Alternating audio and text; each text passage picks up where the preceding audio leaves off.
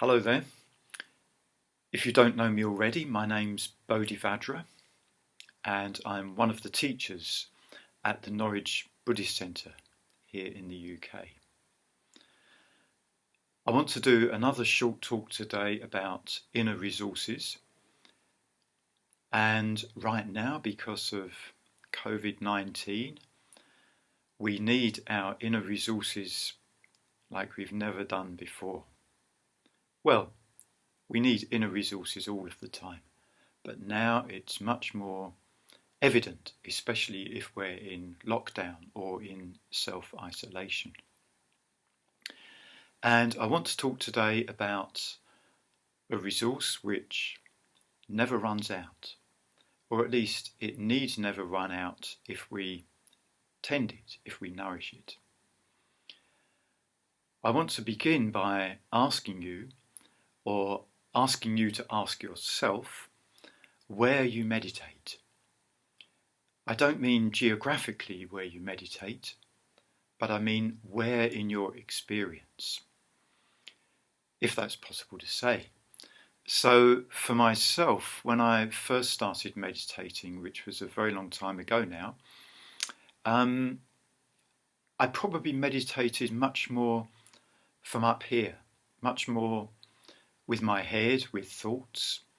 It took me a long time before I became more bodily aware, more emotionally aware. But gradually over the years, a big shift has taken place.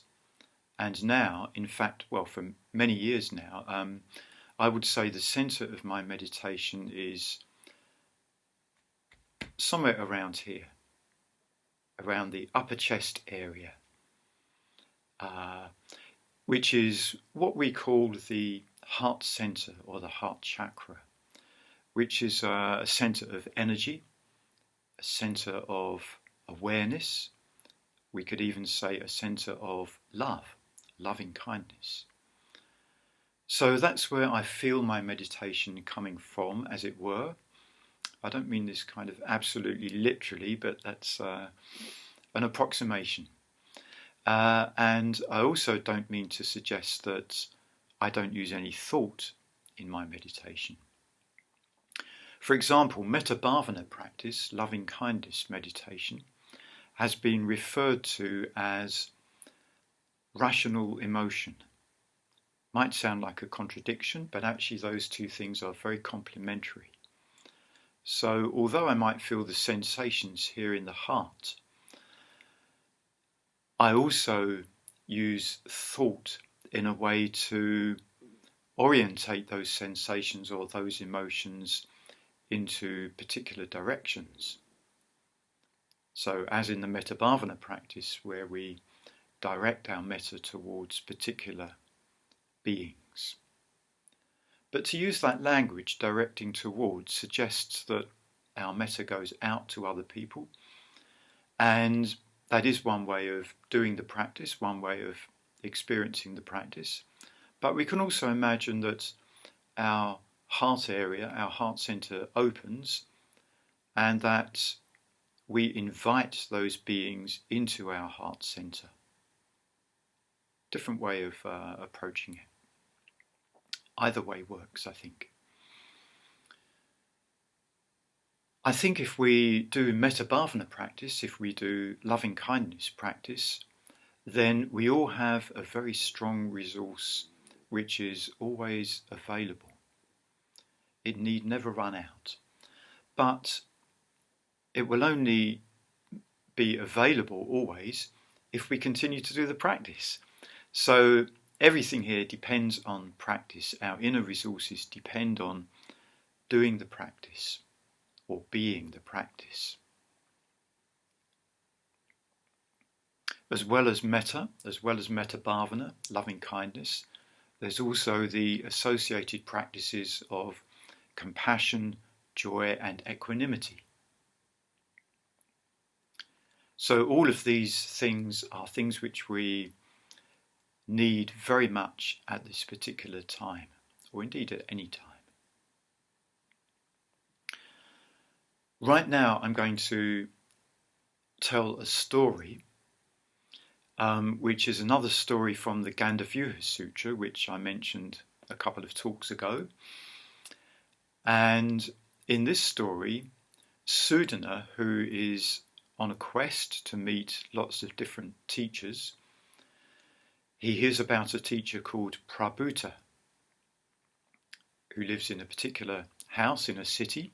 So he goes to the city and he finds the house, and he finds that it is a very, very big house, and that it has a door on each of its four sides.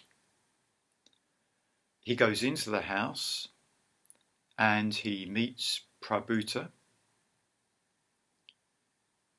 who is seated, and she's very young and beautiful, in the prime of life, in the prime of youth.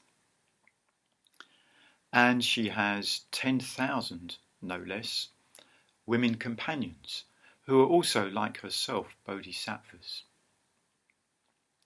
beings who work tirelessly for the benefit of other beings, to alleviate the suffering of beings.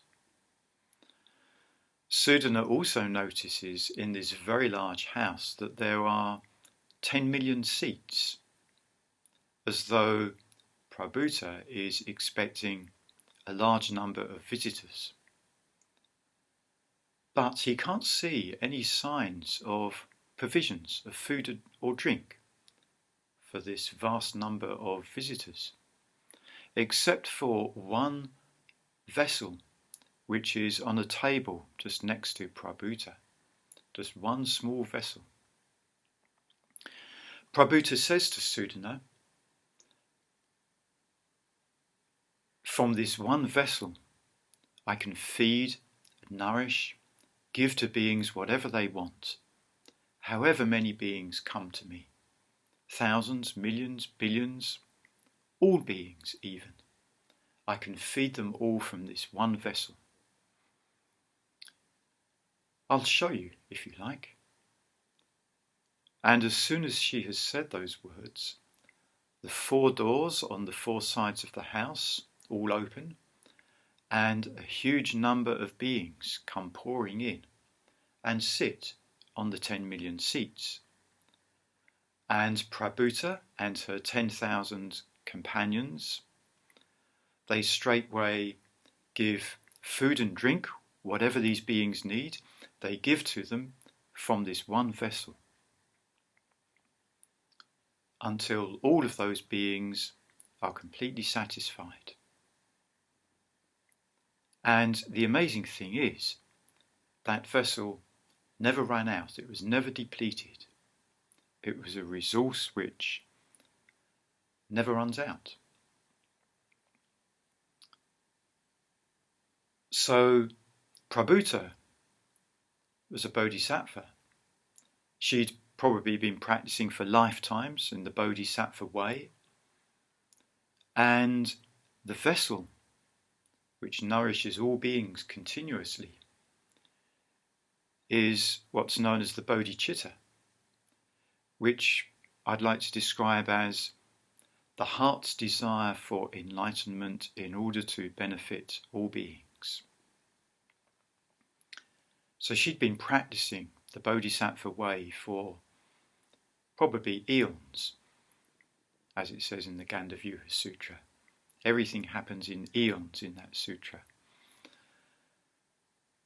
And the bodhicitta, I guess, was the result or the fruit of all those lifetimes of practice.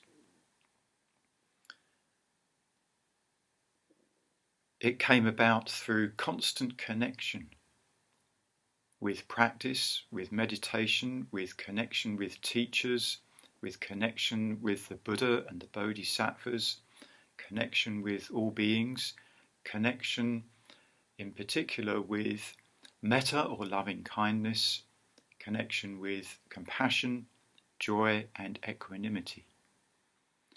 So if we keep connection with all or any of those things, whatever is possible for us, then this amazing resource will never run out. So I'd like to conclude by wishing well to all those NHS and frontline workers at the moment. May they never run out of resources, either material or emotional or psychological or even spiritual, for the great work they're doing. And to you who might be listening to this, I wish you well, and may you too never run out of resources.